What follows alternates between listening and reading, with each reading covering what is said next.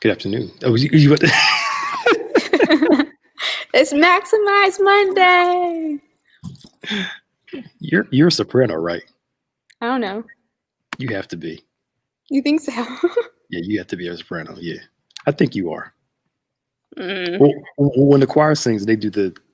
Do you do the whole all three? Like when they do the alto separate, soprano separate. I think I am between an alto and a soprano because I can't hit those high notes. So but I can't sing as low as the altos. Okay, so you can do either or. I can balance. Yeah, I guess. I don't know. So you're probably more of a if you can hit the high soprano, then you're more of an alto then probably. Probably. Yeah. I don't know. I just sing. You just sing. I just sing. You never sang in a choir before? I sang in a choir in college. But I sang here as a kid. And when you were in choir, I can't take the kids one. But when you were in a choir, when you were in college, were you alto or soprano? I did both. You did both? Mm-hmm. Yeah. So like I said, I can't sing. I cannot sing the high. I can't do that part. But the low notes that the sopranos can do. You can't do those either, you said? I can't do the low altos or the high sopranos. So whatever. Isn't there something in between altos and sopranos? I don't know. Aren't they called like well, I'm not a music person, like a contra alto or something like that. Mm. Let me see. We look it up now. You used to play music, right? Hey Sid, what's up? What'd you say? You used to play instrument? I used to play the marimba and the piano. Okay.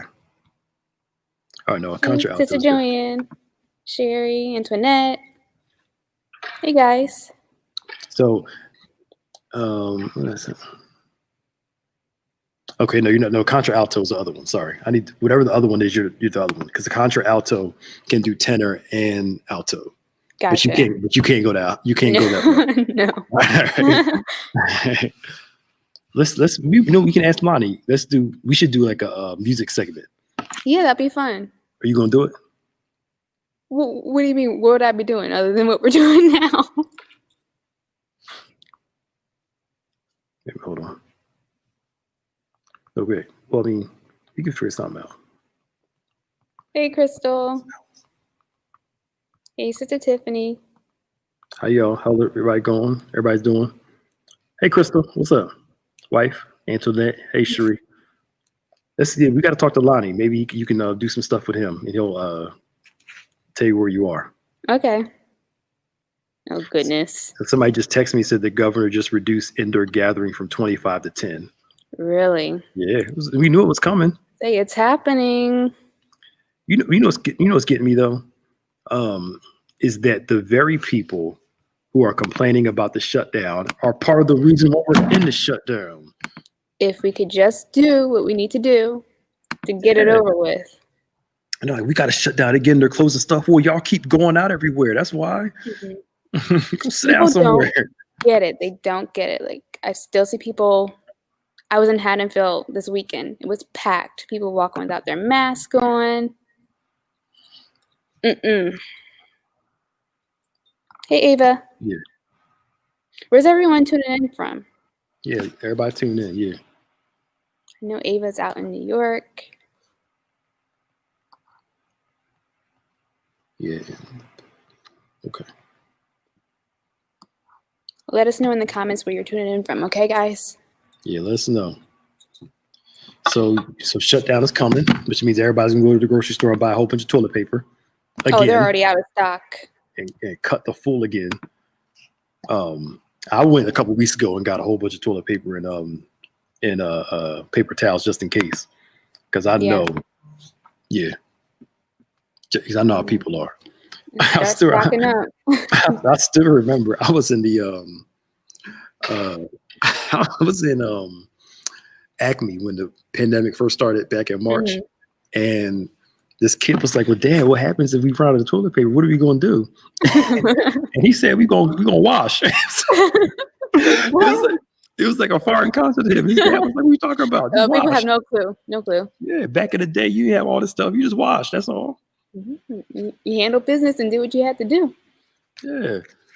So now, and again, People kept asking, and people kept saying, "How come y'all not opening up? Other places are opening up. This is why we didn't want to open up and have to close." Mm-hmm. That's why. Look, I ain't doubting nobody else and what they do, but we chose to stay closed because we didn't want to flip flop. It's true. My brother's out in Texas. Oh. And like that's a conversation that we had months ago about how, of course, New Jersey was closed down and he was still going out in Texas. But look at it now. He says like over 1 million cases of people who have it. Yeah. That's crazy. Because they want to keep either some folk act like it's not real, it's not a hoax, it's not that bad, it's just a flu, you'll get over it. Mm-hmm. There are over 240 some odd thousand people that didn't get over it. Wow. And look, you can keep looking at statistics all you want to. That's only a small percentage. Mm-hmm. But that small percentage is tied to a whole lot of families, though. Yeah. So if almost 250,000 people died from it, mm-hmm. that at least at a minimum, there are 25 million people that are mourning right now in this country. Yeah. That's at a minimum, a small minimum. There's more than that. Wow. So we got to start thinking of other people. Mm-hmm. And considering what's going on in other people's lives and not just our own and what we want to do. Yeah. Jeez. That's crazy. And that's the hard part is that, yes, we're given these statistics, but each one of those numbers are a person. And like you said, are attached to a family. Mm-hmm. It is. It's attached to a family and friends. So again, 25 million is the minimum. That's on average that each of those people that passed away know 10 people, and it's more than that. Mm-hmm. But I'm not surprised, and we knew it was coming soon, and it should. And what's crazy? Even next week during Thanksgiving, people gonna act like ain't nothing going on. Yeah. Look, I'm sorry. There's so many. Like Fred Hammond said, he got the virus. Did you see it? The video? I thought he said it was one lack of. He did. It was like one time or something like that. One time. He went to a family member's house and they didn't have masks on. Wow. One time. Oh my goodness. And it's not worth it to me, yo. It's not. And I mean, and the thing is, you don't know where you can catch it at. You don't know what goes on. Some people catch it just by some weird way. Yeah. Not like not like everybody caught it did something wrong. Mm-hmm. But there are people who just trying to live it up. Yeah. I mean, I get it. I get, being tired of, being stuck in the house and, wanting to go out and see your friends. But in the long run, it's not worth it. Yeah.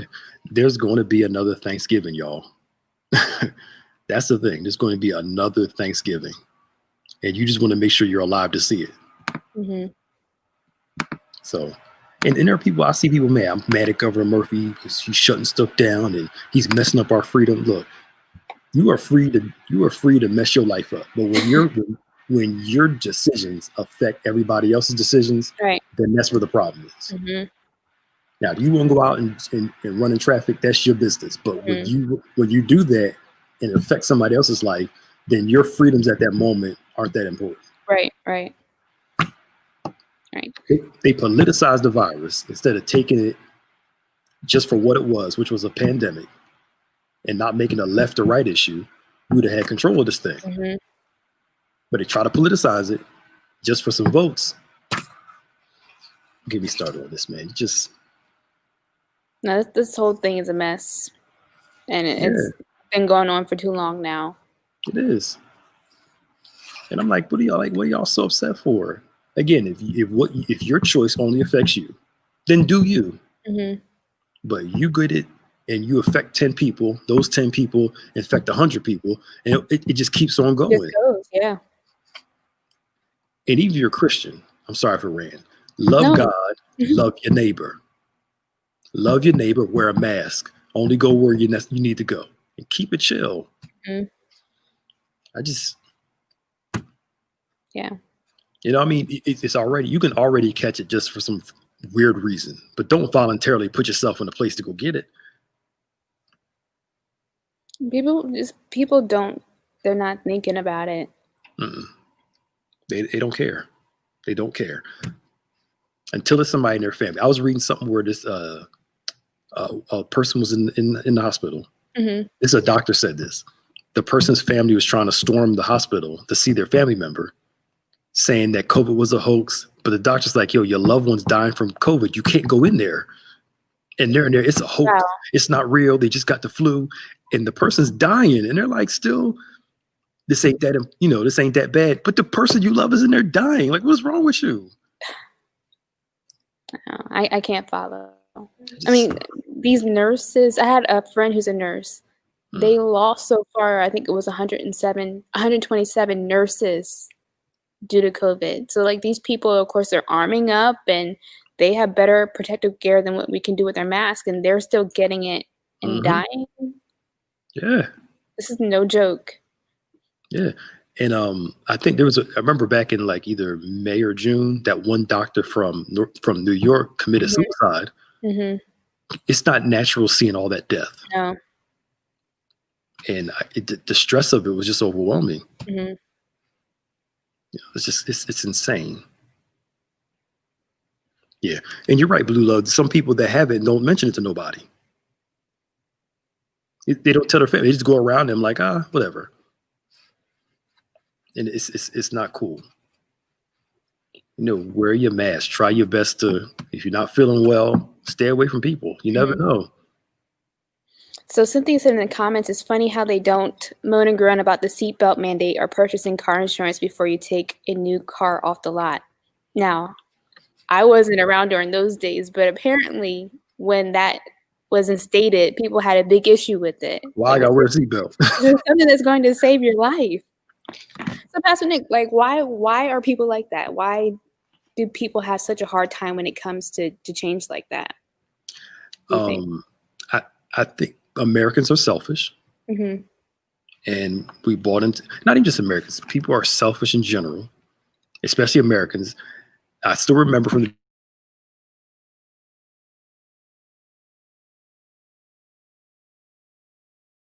the you froze again. Said Rose. We're back. Well, I'm back. Yeah, all right, we're back. The World Health Organization said that America would have the hardest time with the virus because the people there are so caught up in doing what they want to do that we struggle with it. So it's my freedom. It's my right not to wear this. It's my right not to, y'all invading my freedoms by shutting stuff down. That's not freedom. Yeah. I should be able to do what I want to do as an American. No, you shouldn't. There's laws for a reason. So it bugs me that, we're so insane that, it's a lack of love too. Because if I love somebody enough, I'm going to, consider them. I'd say we're not considerate for each other at all. Not at all. Not one bit. Not one bit. And the other thing, I'm glad we didn't go to even like opening service. I'm glad we didn't open. And even like taping stuff with a whole bunch of people in one spot. We still even had to consider that. So we're used to chopping stuff up and put stuff in pieces, but I don't want to be in here with just 30 people in the same building, Keep it honest. Stay out. So those of us that have to be in the building, can be safe. Yeah. That's interesting. But again, I don't know why they trusted people in the first place. I don't know why they trusted them in the first place to go out to eat and do all this stuff, knowing darn well they couldn't behave before. So we'll make our adjustments. I'd rather do what we need to do now and bunker down so that we can get through this sooner. Yeah. Hey, April. April. And we'll have to make some adjustments too, for our upcoming worship service, we try to get a full experience. We can't have a full group here, singing and all that stuff. Yeah. So we'll make our necessary adjustments. I just don't get people sometimes. It's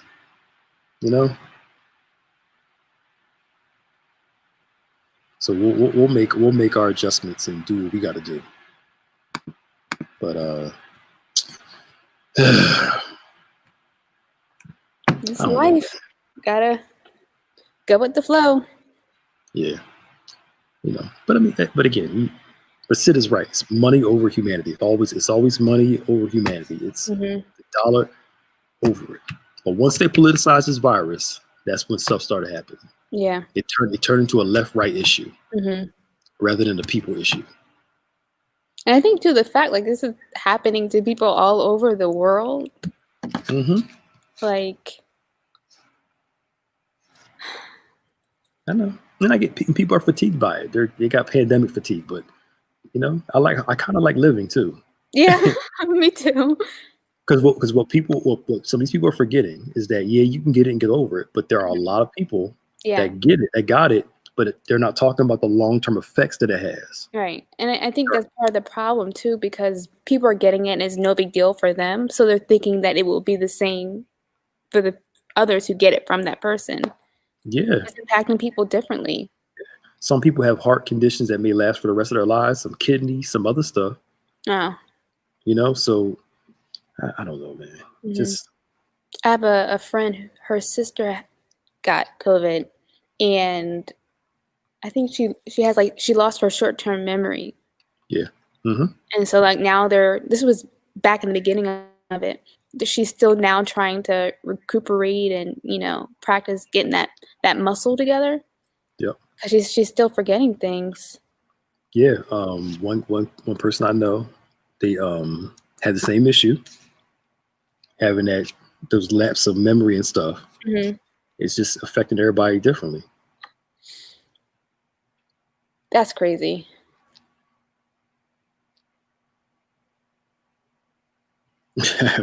Yeah, they telling you to pull their pants up, but can't wear a mask though. Like, it just That don't make no sense. I know. So this topic is gonna get me heated again. So just like you knew it was coming. You know it was coming. Like, I don't think that America would never completely shut stuff down. They'll just go back to the way it was before, where you can only have a certain amount of people in the grocery store, like in the beginning. Yeah. But they would never ever really shut everything down again. Too much money involved. Well, that's what part of my question was with Governor Murphy, because when all this first started, he and Governor Cuomo, I feel, were really fighting hard against it in terms of shutting things down the way things needed to be. Yeah. And we're doing worse now, if I'm correct. And I feel like they're still not putting in that effort like they did in the beginning. Yeah. Well, so like, why? Was it Thanksgiving's coming up? Yeah. Black Friday? Yeah. I think that's why they're putting the stuff. Murphy's putting the stuff in now. And I get it. There's that pressure of businesses making money and things being open. Yeah. I think during the summertime they were trying to get, I can't sit there and say who or confirm this, but I think that some states were like, let's open up some more during the summertime so businesses can make some more money. People can travel and do the stuff they want to do. Which led us to the rates being high. So again, there will be another Thanksgiving and Christmas next year. Y'all be all right.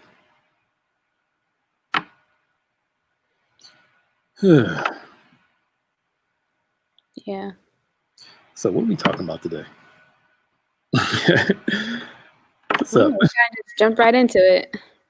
Jesus. Well, I did because somebody texted me right when we started about that. Yeah. But, hey, Keisha. Hey, Keisha. Yeah. But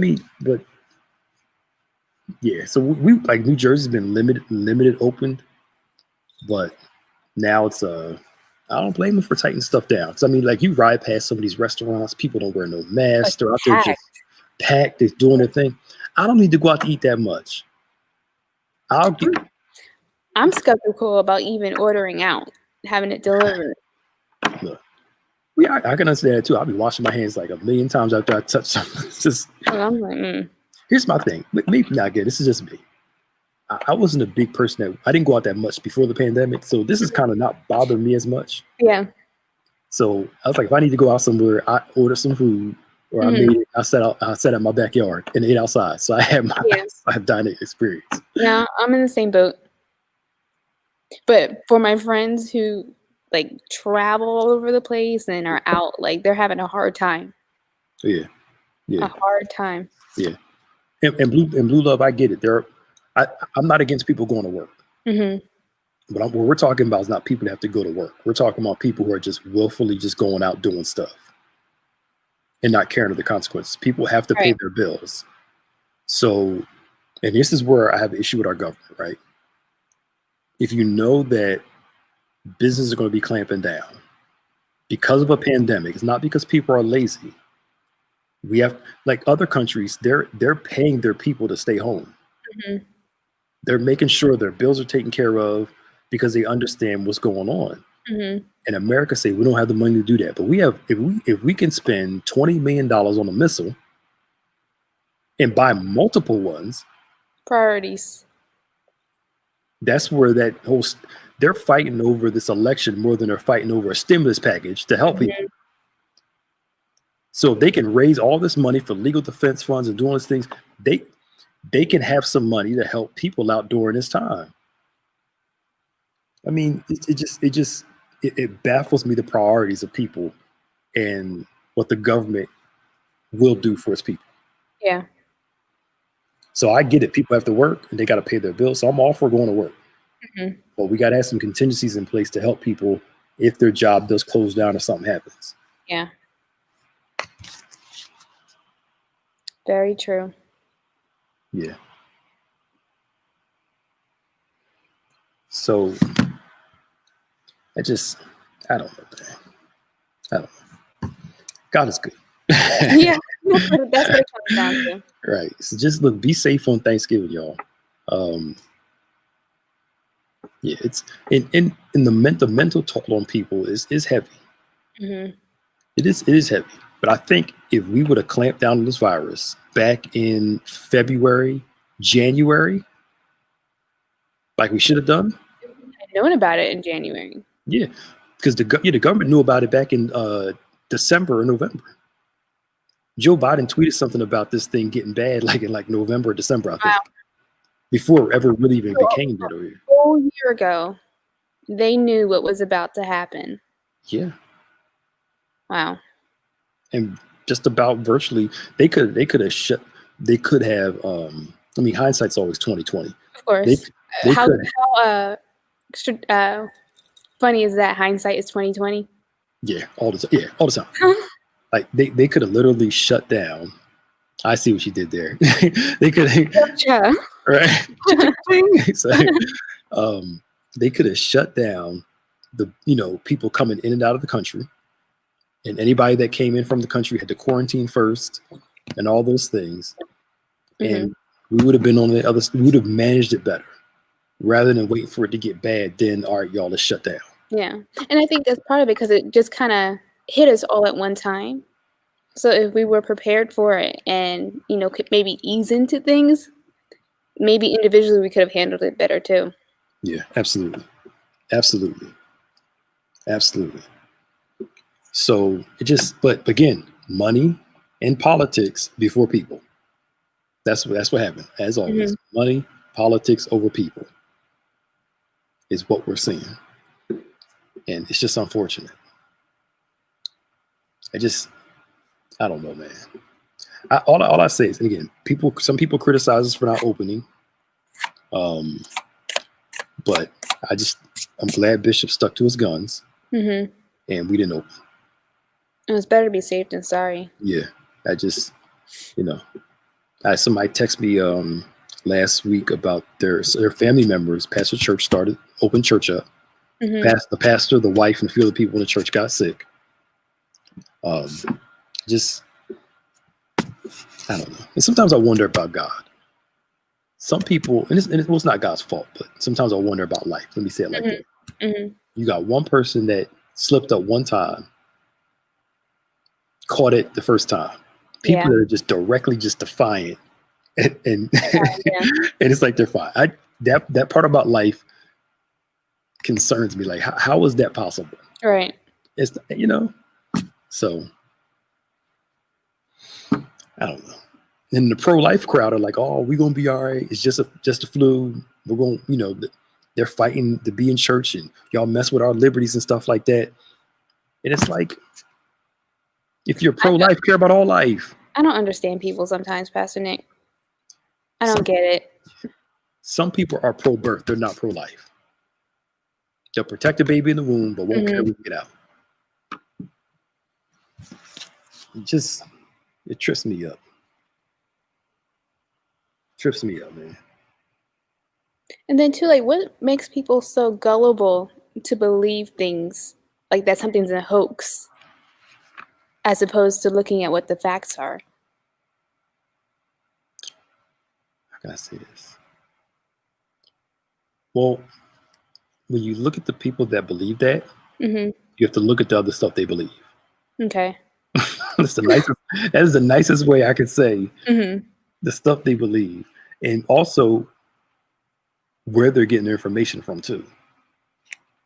That's the other thing. Yeah. They're not listening to sensible reporting because they think all the media is fake and they're hyping everything up. And they're listening to all these rogue different people. And if that's all you listen to, that's what you believe. Yeah, it's what you believe. Look at QAnon and all the other crazy stuff they got. Yeah. They're listening to these conspiracy theories and Pizzagate and the deep Pizzagate? You didn't hear about Pizzagate? No, what's that? So when in the 2016 election, there was this thing going on, this conspiracy going on that the Clintons were running a child pedophilia ring out of this pizza place in Washington, D.C. Really? Okay. So somebody, one of the I don't know if it's Trump supporter, but went to the pizza place with a gun to liberate all these kids, and the cops arrested them. Like, there's nothing going on here. Oh my goodness. But because they kept listening to these different people talking about that, they believed that's what it was. Wow. So it's just, hospitals being full aren't lying. Right. So, I don't know, man. Just wear y'all masks and just try to be safe. That's all I can say.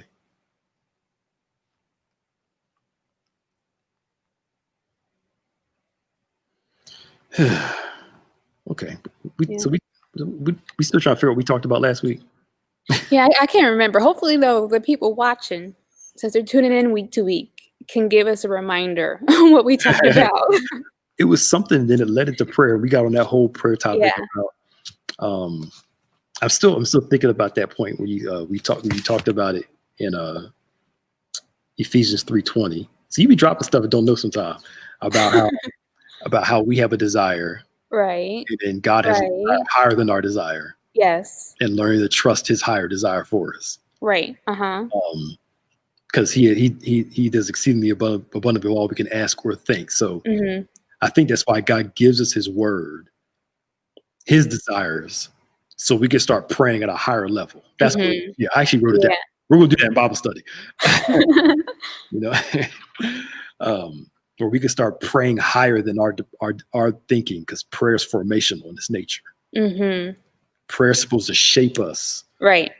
But we don't get shaped by the formation we presently are. We need to reach for something higher, so we can be shaped into something higher. God, if I can say it like this, God elevates our thoughts to elevate our lives. Right. We think on a higher plane so we can live on a higher plane, if I can say it like that, for lack of better words. So God's shaping us through prayer. So prayer is not just a give me list. Prayer is a shaping mechanism that God gives us to get closer to Him, but also to form us into another person. Right. And these are praying days, as they say. Yes, they are. And our prayer lives are supposed to shape us into a different person. What I think is funny, though, about that is that you don't see it happening. I feel like sometimes you just kind of wake up and it's like, wow, I went from there to here. Like, when did this happen? Yeah. You know what I mean? Yeah. sometimes it's hard to see your own growth. Absolutely. Yeah. And it comes over time. Mm-hmm. My prayer life has radically changed over the past few years in a good way. Mm-hmm. And the catalyst wasn't always my choice. The That is true. the catalyst was something painful and just, What I didn't want to go through. yeah. I was thinking about this. I think either I had a dream about it or I was daydreaming one day. I can't remember at the time. And I'm working on this message. I'm gonna start studying it.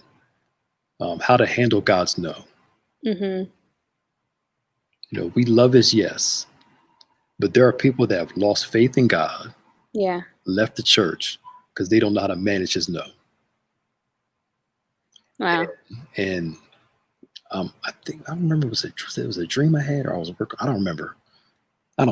These things kind of blend together, but Mm-hmm. but there is a cue to handle God's no, and to not let that no affect your faith in a negative way. Yeah. The slogan I've gotten over the past years and change was, for me, believe God for the best, trust him in the worst. Mm-hmm. And that, I think all of us need to remember that. Believe him for the best, trust him in the worst. I think if your relationship with God goes back to what we've been talking about for a while, if your relationship with God is based off everything he can do for you, it's a transactional relationship. Mm-hmm. And when God doesn't fulfill a transaction that you want, you decide to leave him because it was never sincere in the first place. It was all based off a transaction. Mm-hmm. And we have to be careful as saints not to be transactional with him. Because relationships have transactions, Mm-hmm. but the whole relationship shouldn't be transactional. Right. Because every relationship has to have some give and take. Mm-hmm. But if I don't do something you want me to do, and you can stop talking to me for 3 weeks, then we got to check the quality of the relationship. That's a problem. Yeah. Yeah. Yeah. We only say prayer doesn't work when we think about it transactionally. Mm-hmm. This whole prayer thing don't work. Because when you view it as a transaction, it won't work. Mm-hmm. But when you view it as relationship and formational, prayer always works. Yeah. I think that's why God talks to us about his desires over ours. And we got to ask him about what he wants more than what we want. Mm-hmm. I think it's going to work out pretty cool. Yeah, that's good. I was watching something over the weekend, and the analogy that they gave was like a parent giving their child dinner. Mm-hmm. Sometimes we're going to have things that we like, and sometimes we're going to have things that we don't like. But the things that we don't like are still giving us the nutrition that we need. So we can't, just decide we're not going to eat our peas and our vegetables. We have to take it all and just trust that God is giving us what we need to grow and be better and to be nourished and everything else. Absolutely. So Maya, go home and eat your vegetables. I'll eat my Brussels sprouts. I don't know about anything else. You don't like it? You only like Brussels sprouts? I like Brussels sprouts. I like peas. I like carrots. You like cooked carrots? I'm doing better now. You like cooked carrots or raw? I can have them either way. If I had them raw, I would need to have like ranch or some sort of dressing with them. What does that defeat the purpose? Well, yes, could calorie-wise, yes. But no, I can't talk trash. I just had Chick-fil-A fries and the frosted coffee. But I get it. My son and my kids could eat chips, cookies, and mm-hmm. ice cream all day long. Mm-hmm. All day. Yep. But you're right. As a parent, I got to give them what they desire. I give them a little bit of what they desire, a lot of what they need. Mm-hmm. God can't fully trust us with what we want. Right. We can't even trust ourselves fully with what we want. Mm-mm. Could you imagine if God gave you everything you asked for? I could. It would probably not end well. Exactly. Yeah. It probably would not be good at all. Not one bit. And I mean, don't get me wrong. I would love for God to give me everything I want. Mm-hmm. But I know sometimes, I know me, what I want is not always good for me either. But then I feel like if you're just given everything, that takes away the fun of it, but then also the reward of making it through the challenge, if that makes sense. Oh, it does. It does. You don't appreciate it. Right. You become, what do you call them, trust fund babies, where you just do whatever you want to do because you know it's coming. But I think God wants to shape us, mature us while he releases things in our lives too. And understand that you got to have this either way thing with God.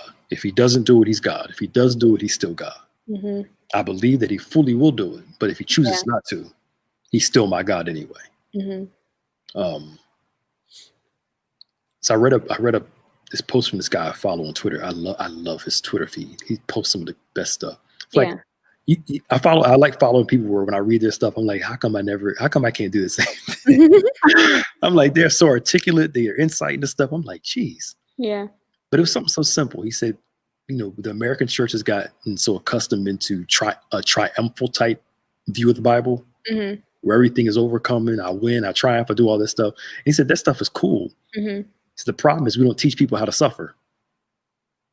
The church at large doesn't teach people how to suffer. So when they have to suffer for a season, they don't know what to do. Yeah. Because people have to learn how to manage those suffering seasons. Most folk already know they're going to come out. But teach me how to make it through until I come out. And I think that's, I think we do a good job with that part. Yeah. But he was talking about the church at large. We have to understand, like, what Americans call suffering for the gospel ain't the same as suffering in a lot of the places. When we're being religiously persecuted, we can't come to church during a pandemic. It's not religious persecution. Stop. There are people in like China, different places of the world, that if they had church, even during good times, they'll be murdered for it. That's religious persecution. Just stop it. People don't know how good they have it. Yeah. We can't gather together. Well, they couldn't gather together in the book of Acts like that, but God still grew the church. Chill out. Yeah.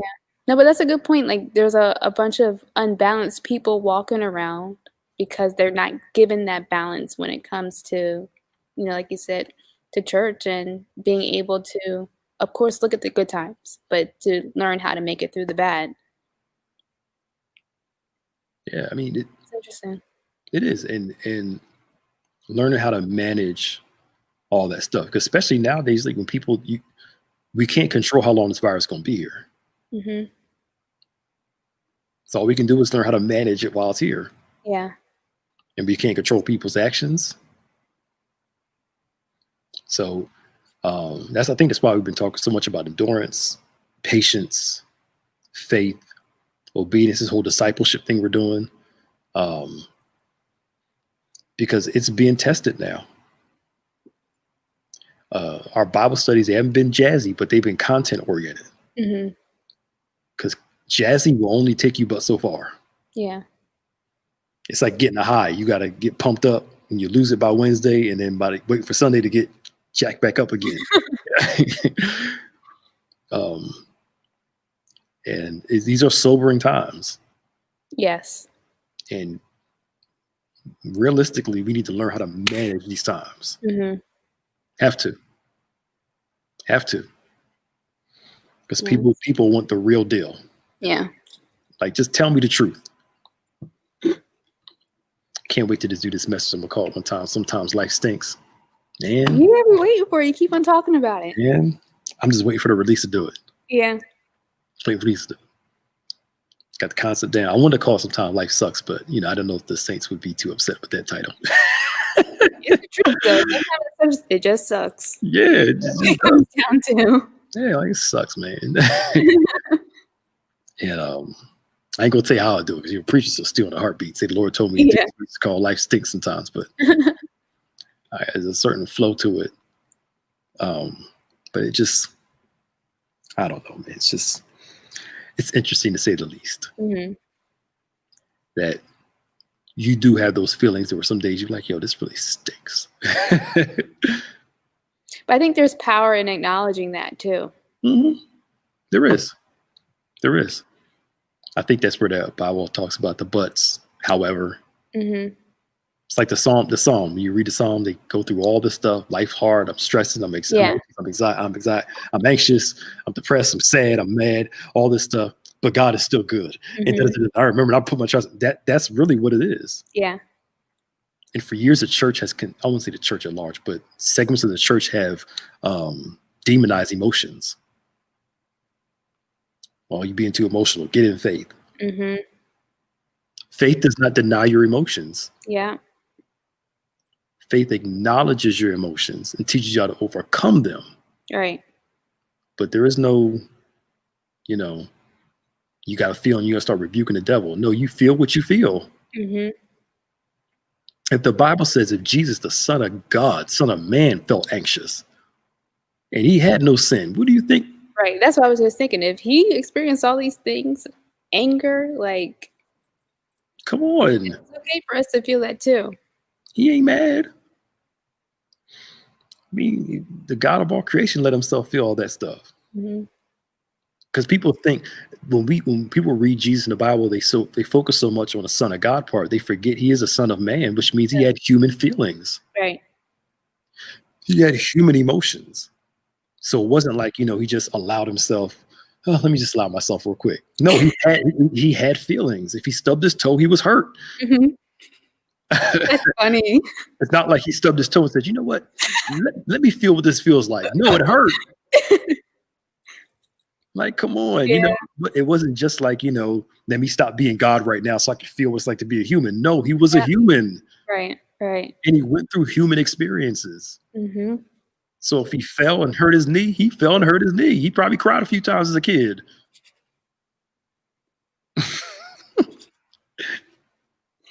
Yeah. That's the humanity of him. So let me not get started on that. But I know. I could see that going a whole another way. right. People think I'm a heretic and stuff. but it's true though. Jesus, he lived as a human, so he lived as a human, so he had human experiences. Mm-hmm. He had urges like everybody else. The only thing he didn't have like everybody else was sin. He was tempted like everybody else and all those things. So, it's not like I said, his mom had to spank his butt. And he's like, let me stop being God. Let me feel what it feels like. No, bro was hurt. Ow. Right. Like, Alex, let me see. I'm bleeding. Let me be a human so I can see what this feels like. No. If you had pain, he got pain. Uh-huh. Yeah. So that's why he emotionally went through the same human emotional struggles that we did, because he had human emotions too. Mm-hmm. And that's the lovely part that makes him that great high priest. Yeah. Because he has human feelings just like we do. Mm-hmm. Okay. I was reading in the Bible about how about how he was tempted by the devil. Mm-hmm. And it was interesting to me that it said that Jesus, like, he let the devil lead him to these different stages where he's being tempted. So then my question was, why would Christ even let himself to be led? Mm-hmm. Well, I mean, let's look at within the context, right? Okay. So the Bible says that the Spirit led him into the wilderness to be tempted of the devil. Mm-hmm. So him being driven into the wilderness, him being in that situation was Spirit-led, right? Mm-hmm.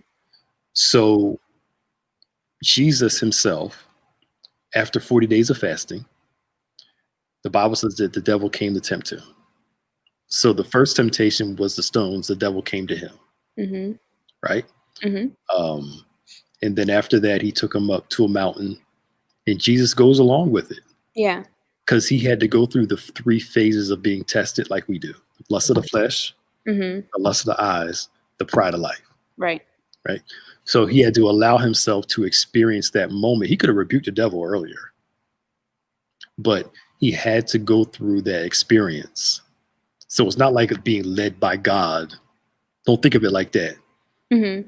But No, the way that I read it, maybe I read it wrong. It seemed like he was letting himself to be led by the devil. yeah, but not like led to sin, like led into sin, but like led of how can I put it?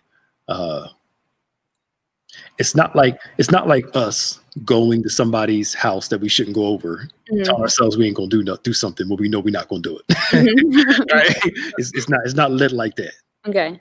But he allowed himself to go up to the mountain with the serpent, with the devil, for him to say, this is gonna happen, and Jesus says, okay, no, bang. So it's like when the Bible says God is jealous. Yeah. It's not like jealousy like we think. Gotcha. Our jealousy is hatred, selfishness. His jealousy is called zealous. So but he had to allow himself to go through the same thing Eve did. Right. We do. So, but I don't want you to think like he was being led to sin, like, he was like he was submissive to the devil. There you go. Gotcha. It wasn't like that. So like he knew he had to go through the struggle. He knew he had to go through. Okay. Yes. That's why he had to be baptized, suffer to be. So I have to go through this baptism, even though I don't have to. I have to do it to suffer to be, so to fulfill our righteousness.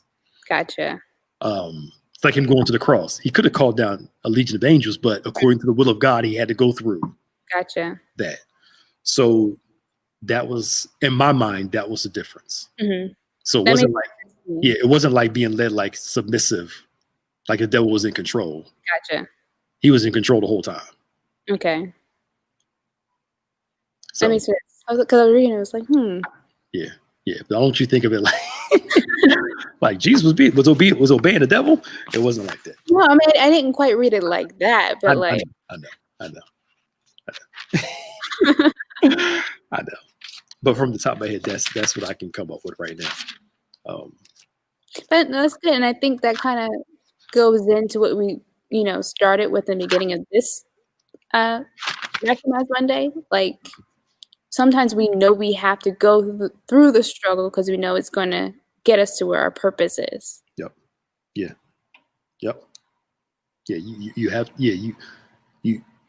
He did allow himself to experience a great many things in life.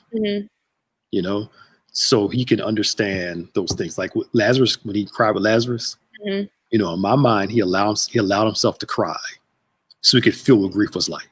Now, he knew he was going to raise him up, but it didn't take away from the grief of the pain of the experience, So there are times where he allowed himself to experience certain things. And then there are times where he just, as a human being, he had these experiences. Yeah. It's the closer he got to the cross, the more anxious he became. And the Bible just keeps throwing it in there. Yeah. And Isaiah calls him the man of sorrows, and the man that's acquainted with our griefs. He had to go through stuff to know what grief was like, disappointment was like, rejection was like, all those things. Just amazing what kind of God would go through all that stuff. Yeah. That's love. Who you telling? So I don't know if I can go through all that. You're on your own. Right. I'm glad you're not God, Pastor Nick. Look, you better. All y'all be in hell. You be in trouble. And I ain't the only one. All of us are here. Look, if you had the power to stop something, and as soon as they punch you in your face, you'd be like, nope. All y'all dead. Strike them down. But he allowed himself to go through the cross and experience all that stuff. And what one theologian calls active and passive obedience. He went through all of those things, living and dying. So there are some things he allowed himself to experience. And there are some things because of a human, he just naturally experienced. Yeah. Ain't that something? It is. Whew. Like, for instance, the will of God was he had to go to the lost sheep of Israel first. And then there came a time where he said, y'all not going to change. And that's when he did his whole lesson on a hen brooding over its nest with its children. How long shall I be with you? He said, you know what? I'm going to go deal with these Gentiles. I'll be back for y'all later. Yeah. He expresses his disappointment over Israel, missing him as a savior. Yeah. And he understood to come into his own and his own not receiving him and them rejecting him. And, It's a whole thing to that, but it's just that's the amazing part of God. Yeah. It's getting me emotional just thinking about it. Just that he allows himself to experience some things, and he just goes through some stuff just naturally because he was a human being. Mm-hmm. It's amazing to think about. Whew. I feel like we talked about a lot today. We did. But that's a good thought. But that's very good. With biblical scrutiny, you ask the text a question that doesn't make sense. Why does it say he took him up? Yeah.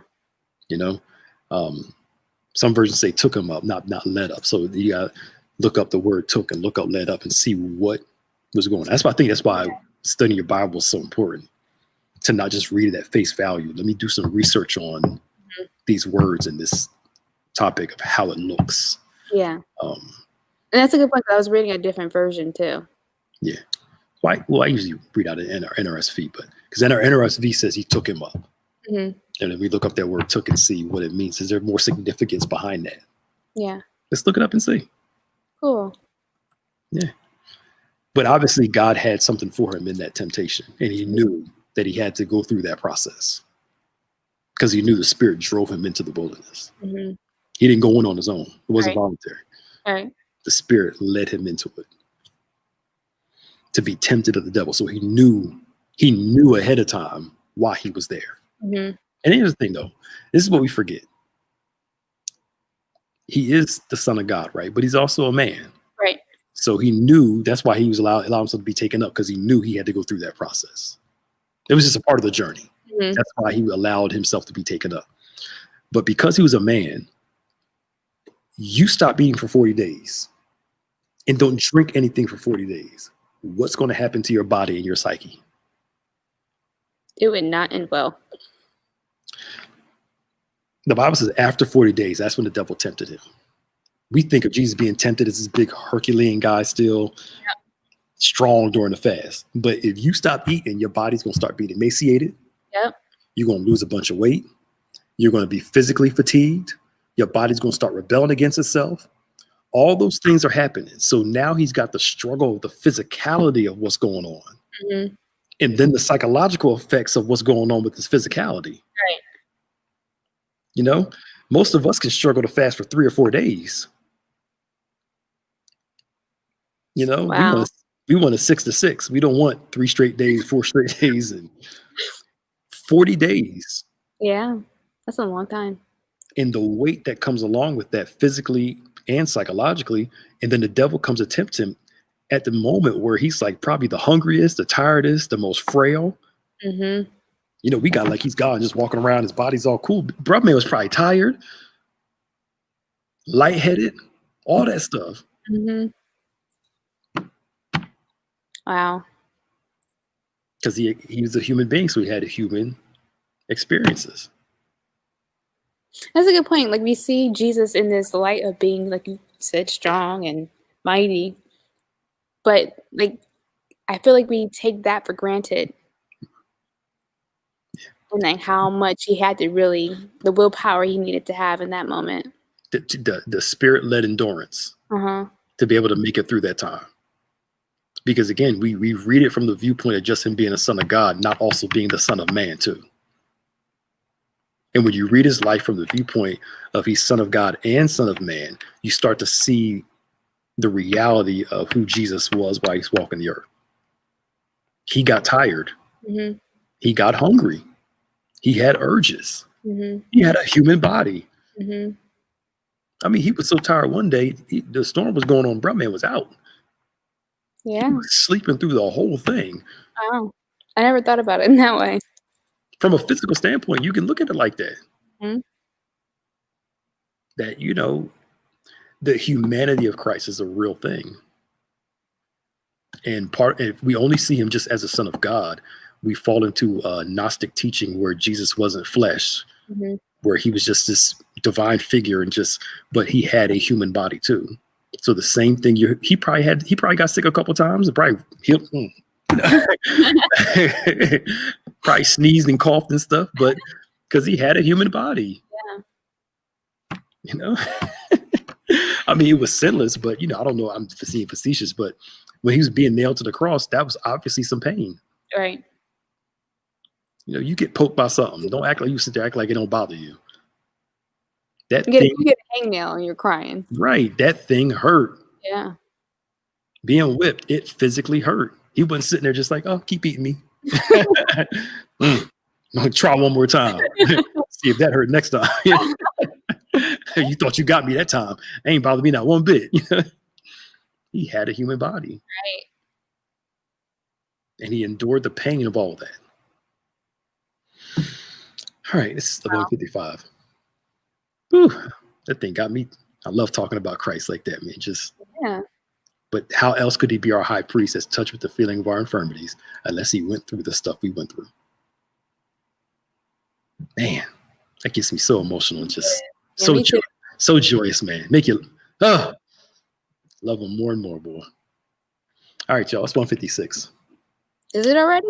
Yeah, Tom, that went by quick. It did. Went by quick. Anything you need to share? No, I mean, we have a lot of stuff coming out this week. We posted the graphic for the first half of the week. We had the recap tonight at 5:30. We're doing a rebroadcast of Sunday service at 7. Tuesday, we have our Link Couples Ministry. They're starting a new series that's going to be really good on Tuesday at 7:30. And then, of course, we have Word Impact on Wednesday at 7. You have any insight on what's going to be happening for that? Yes. We're going to talk about how discipleship helps us overcome our identity and the faith that's required to cast off our old identity to pursue a new one. Okay. So it's going to be pretty cool. I can't wait for it too much, but it's going to be good. Going to be pretty cool. Yeah. So, guys, make sure to tune in for that at 7. Before I forget, when we're going to talk about what's happening tomorrow for Catch the Fire. Yes, tomorrow at 1 o'clock, back in the back of the church in the parking lot.